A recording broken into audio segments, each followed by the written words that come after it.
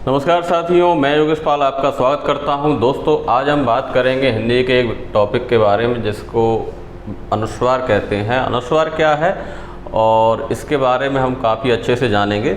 देखिए, अनुस्वार बहुत ही सिंपल सी चीज़ है और जिसको जानना काफ़ी ज़रूरी है। अगर आप हिंदी के छात्र हैं तो हमें जानना ही चाहिए। ठीक है, जैसे कि मैं कुछ शब्द लिख रहा हूँ तो आपको उससे बात समझ में आएगी। जैसे मैंने लिखा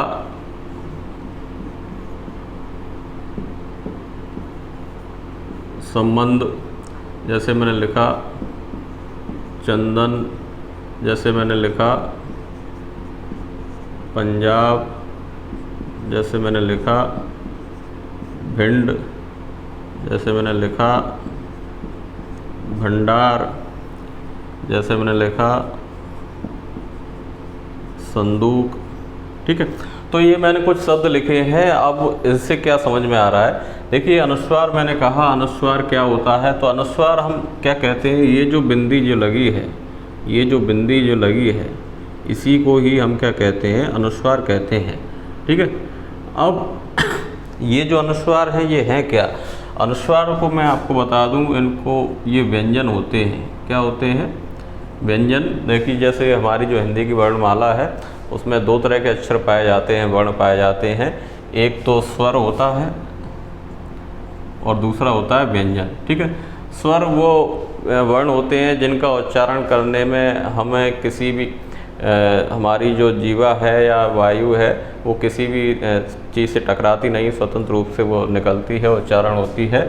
और जो व्यंजन जो होते हैं, जो व्यंजन जो वर्ण होते हैं, वो बिना स्वर की सहायता से उनका उच्चारण नहीं किया जा सकता। ठीक है, तो अब ये अनुस्वार हैं क्या? अनुस्वार मैंने कहा, अनुस्वार एक व्यंजन होते हैं। और क्या होते हैं अनुस्वार? ये जो अनुस्वार, जैसे कि इनका यूज क्यों किया जा रहा है ये पहले हम समझ लेते हैं। ये पहले जो प्राचीन आप देखेंगे, हिंदी की किताब देखेंगे या कोई भी चीज़ देखेंगे तो उनमें इनका यूज नहीं मिलेगा। जैसे कि हम आप गंगा पहले देखेंगे पुरानी किताबों में तो आपको गंगा कुछ इस तरह से लिखा मिलेगा। ठीक है, ये यहाँ। ठीक है, तो अब जो है, अब आप देखेंगे तो गंगा आपको इस तरह से लिखा मिलेगा। कारण क्या है? कारण क्या है? जो आधुनिक जो व्याकरणविद हुए उन्होंने कहा कि ये जो यहाँ हैं इसकी जगह हम क्या करेंगे, बिंदी लगा के काम चलाएंगे। जैसे कि आप जानते हैं, जैसे मैंने लिखा ये डॉक्टर, तो डॉक्टर को लोग शॉर्ट में क्या लिख देते हैं, DR लिख देते हैं। यानी कि लोग ज़्यादा लिखना पसंद नहीं करते हैं, यानी कि कम शब्दों में ही पूरी बात हो जाए। वो चाहते हैं कि बहुत कम लिखना पड़े, है ना। तो वो कह रहे हैं कि ये जो बिंदी, ये जो यहाँ है, इसकी जगह हम क्या लगा देंगे, बिंदी लगा देंगे और हमारी जो बात है वो पूरी हो जाएगी। ठीक है, तो ये क्या है, इसको थोड़ा सा हम साइड में समझ लेते हैं। जैसे आप जानते हैं कि जो हिंदी वर्णमाला है इसमें स्पर्शी व्यंजन होते हैं। जो का वर्ग है, 5 वर्ग है, जैसे ये का वर्ग हो गया, इसमें का, खा, गा, घा और यहाँ। एक है चा वर्ग जिसमें चा, छा, जा, जा और यहाँ। ठीक है, ये हो गया। एक होता है टा वर्ग जिसमें टा, ठा, डा, ढा और ड़ा। एक होता है ता वर्ग जिसमें ता, था, दा, धा और ना। एक जो वर्ग है पा वर्ग जिसमें आ, आ, बा, भा और मा। ठीक है, तो ये जो हैं ये 5 वर्ग हैं, का वर्ग, चा वर्ग, टा वर्ग, ता वर्ग और पा वर्ग। ठीक है, इनमें जो 5वां जो अक्षर है, 5वां जो इन वर्गों का 5वां जो अक्षर है, वर्ण है, इसको हम क्या कहते हैं? इसको कहते हैं पंचमाक्षर। क्या कहते हैं? पंचमाक्षर। ठीक है, और इनको क्या कहा जाता है? इनको कहा जाता है नासिक व्यंजन भी कहा जाता है। इनको कहा जाता है नासिक व्यंजन। अब नासिक व्यंजन क्यों कहा जा रहा है? क्योंकि ये जो व्यंजन है इनकी जो ध्वनि निकलती है, जो वायु निकलती है, वो नासिका से निकलती है, यानी नाक से निकलती है। जब भी हम इनका उच्चारण करते हैं तो वायु जो है वो किससे निकलती है? नासिका से। इस वजह से इनको क्या कहा जाता है? नासिक व्यंजन भी कहते हैं। ठीक है, पंचमाक्षर क्यों कह रहे हैं? क्योंकि 5वां अक्षर है, हर वर्ग का 5वां अक्षर है, जैसे पहला, दूसरा, तीसरा, चौथा, 5वां। तो ये जो 5 वर्ग के ये जो हैं सभी 5वें अक्षर हैं, इस वजह से इनको पंचम अक्षर यानी पंचमाक्षर भी कहते हैं और नासिक व्यंजन भी कहते हैं। ठीक है, और तो ये जो बिंदियाँ लगी हैं ये सब में पंजाब में, भिंड में, भंडार में, संदूक में, ये जो है ये क्या है, ये अनुस्वार है। यानी कोई जो आधुनिक जो व्याकरणविद हुए उन्होंने कहा कि हम डॉक्टर डी के शर्मा नहीं लिखेंगे, हम सिर्फ ये DR लिख के हम कहेंगे ये डॉक्टर हो गया। ऐसे ही जो पहले जो गंगा लिखा जाता था वो ऐसे, लेकिन उन्होंने कहा हम ये नहीं लिखेंगे, जब ये आधा हो, आधा मतलब जिसमें स्वर ना हो, तो हम क्या करेंगे, इसको बिंदी के रूप में, अनुस्वार के रूप में, इससे पहले वाले जो वर्ण हैं उसके ऊपर लगाकर इसको बिंदी के रूप में हम लिखेंगे और हमारी बात पूरी हो जाएगी। ठीक है, तो आज जो है वो ऐसे चलता है, ऐसे भी लिख सकते हैं, तो दोनों ही सही हैं, दोनों किसी को दो ही गलत नहीं है। लेकिन ये लिखने का तरीका है कि ये थोड़ा इसमें बड़ा पड़ जाता है, ये थोड़ा छोटा पड़ जाता है, तो लोग जो प्रेफर कर रहे हैं आज वो क्या कर रहे हैं, शॉर्ट कर रहे हैं। ठीक है, अब हम ये समझें कैसे कि ये जो बिंदी है वो कौन सी है, कौन सा अक्षर है। ठीक है, तो ये समझने का सबसे आसान तरीका ये क्या है, जैसे कि मैं आपको बताऊं,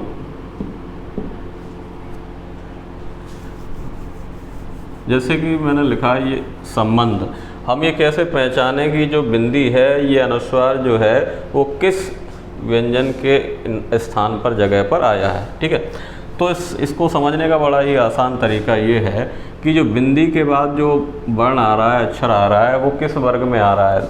तो देखो बिंदी के बाद बा आ रहा है, क्या आ रहा है, बा, तो बा देखिए पा वर्ग में है, तो इसका 5वां अक्षर क्या है, ये जो बिंदी है। तो देखो लिख के देख लेते हैं, तो बिंदी को हटाकर अनुस्वार लगाकर हमने क्या लिख दिया है, मा, सम। फिर देखिए क्या आ रहा है, बा आ रहा है, तो ये बा तो लिख ही देंगे। ठीक है, अब देखिए बा के ऊपर बिंदी है, तो बिंदी ये क्या है, बिंदी, तो बिंदी के बाद देखिए धा आ रहा है, धा देखो किस वर्ण में, ता वर्ग में, ये तो ता वर्ग का 5वां अक्षर क्या है, ना, तो यानी कि यहाँ पे क्या लगा दो, ना, बाकी का धा, तो संबंध। तो ये जो बिंदी है, ये वाली पहली बिंदी तो माँ बता रही है और दूसरी बिंदी बता रही है ना, संबंध। ठीक है, तो हम ये कैसे समझेंगे, हम बड़ा ही सिंपल तरीका ये है, क्या है कि बिंदी के बाद जो अक्षर आ रहा है वो किस वर्ग में आ रहा है, उससे हमें पता चलेगा कि ये जो बिंदी है वो क्या है। ठीक है, ऐसे ही इसमें देखें चंदन, तो यानी कि आप ऐसे लिखें या ऐसे लिखें, दोनों ही क्या कहलाए जाएंगे, सही माने जाएंगे, गलत नहीं होंगे। ठीक है, बस लिखने का तरीके में अंतर है। जैसे चंदन है, चंदन में देखो हम इसको चा को लिख दिया, अब जो बिंदी है किस जगह पे आ रहा है ये कैसे पता चलेगा, बिंदी के बाद देखो क्या आ रहा है, दा आ रहा है। अब देखो दा किस वर्ग में, ता वर्ग में है, तो ता वर्ग का 5वां अक्षर क्या है, ना, तो यहाँ पे क्या लगा दीजिए, ना, और बाकी का ये, तो चंदन हम ऐसे भी लिख सकते हैं, ऐसे भी लिख सकते हैं, दोनों ही सही माने जाएंगे। ठीक है, अब देखिए क्या लिखा है, पंजाब, पंजाब में जो बिंदी है वो किस जगह पर है, तो पा लिख दिया हमने। अब बिंदी के बाद देखिए क्या आ रहा है, जा, अब जा देखो किस वर्ग में, चा वर्ग में। ठीक है, तो चा वर्ग का 5वां अक्षर क्या है, यहाँ पंजाब, तो यानी कि ये जो है ऐसे करके आप क्या करेंगे, पंजाब लिख देंगे, ये भी सही है, ये भी सही है। तो शॉर्ट लोग प्रेफर करते हैं, इसकी जगह पर वो क्या लिखेंगे, बिंदी लगाना पसंद करेंगे। हालांकि ये भी सही है, और संस्कृत में देखा जाएगा तो पंजाब आपको लिखो इसी तरह लिखा मिलेगा। अनुस्वार का यूज पंजाब क्या कहते हैं, संस्कृत भाषा में नहीं होता है। अब देखिए भिंड लिखा है, तो भिंड में जो बिंदी है वो किस वर्ण के अक्षर स्थान पर आई है, तो देखिए बिंदी के बाद कौन सा अक्षर आ रहा है, डा आ रहा है, तो डा देखिए किस वर्ग में, टा वर्ग में है ये, तो ये 5वां अक्षर इसका क्या है, डा, है ना। तो यानी कि आप भिंड को इसके स्थान पर ऐसे भी लिख सकते हैं, भिंड। ठीक है, तो ये भी सही है और ये भी सही है। ठीक है, भंडार देखो बिंदी के बाद क्या आ रहा है, डा, यानी कि डा ये है, इसका 5वां अक्षर ये है, तो भंडार को आप ऐसे भी लिख सकते हैं। ठीक है, संदूक, बिंदी के बाद देखिए क्या आ रहा है, दा, है ना, तो दा ता वर्ग में है ये, इसका 5वां अक्षर क्या है, ना, तो संदूक को आप कैसे लिख सकते हैं, ऐसे भी लिख सकते हैं। ठीक है, कुछ और एग्जाम्पल देख लो, जैसे मैंने लिखा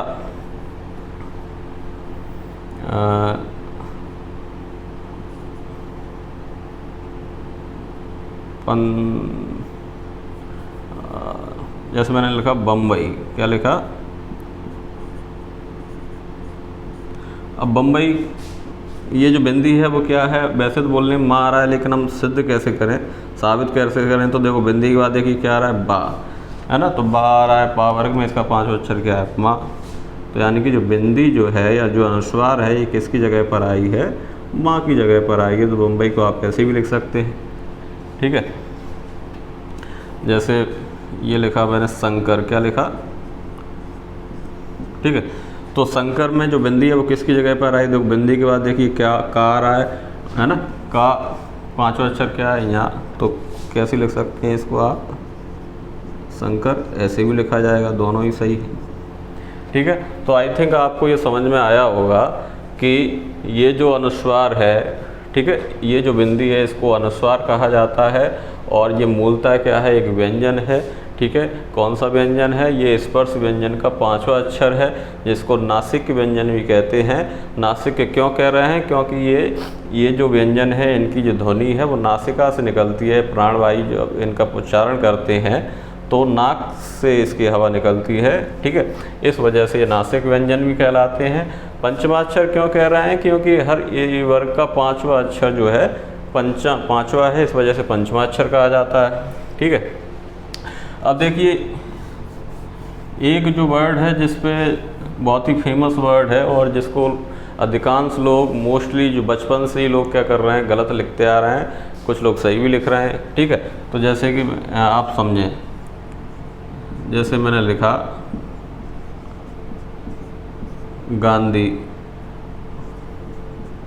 और देखो ये क्या लिखा, देखो 3 मैंने लिखा है, आप इनका उच्चारण करके बताएं क्या होगा, ठीक है।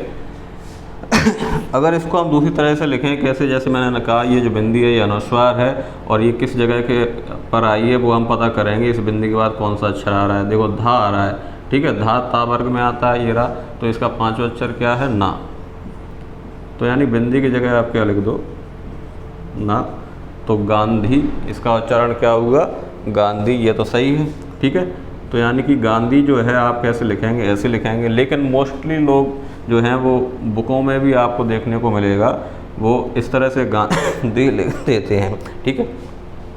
और ये जो है चंद्रबिंदी जो है इसको कहा जाता है अनुनासिक। क्या कहा जाता है, ये जो चंद्रबिंदी है इसको आप यहाँ समझें, ये जो चंद्रबिंदी है इसको बोला जाता है अनुनासिक। अनुनासिक का मतलब ये है कि इसकी ध्वनि नाक से तो निकलती है, नासिक लगा है, लेकिन मुंह से भी साथ में निकलती है। तो मुंह और नाक दोनों जगह से इसकी जो उच्चारण करते हैं तो इससे चंद्रबिंदी की क्या निकलती है, ध्वनि निकलती है। और ये क्या है, एक स्वर है, उच्चारण के आधार पर क्या है, एक स्वर है, ठीक है।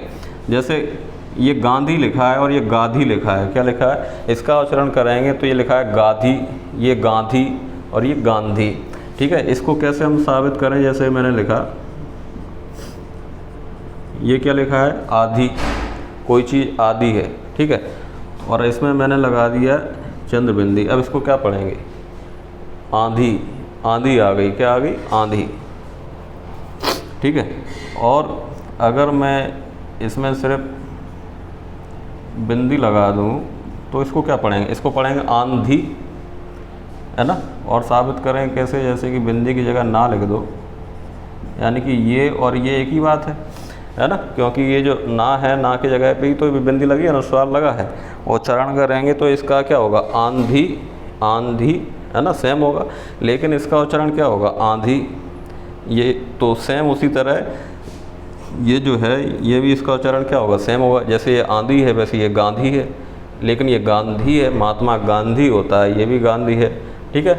और इसका प्रमाण और ऑथेंटिक प्रमाण क्या होगा, जो हमारी जो इंडियन करेंसी है तो महात्मा गांधी का जो फ़ोटो हमारे नोट पर होता है, 10-20 जितने भी होते हैं, तो उनकी ना फ़ोटो के नीचे आपको महात्मा गांधी लिखा मिलेगा।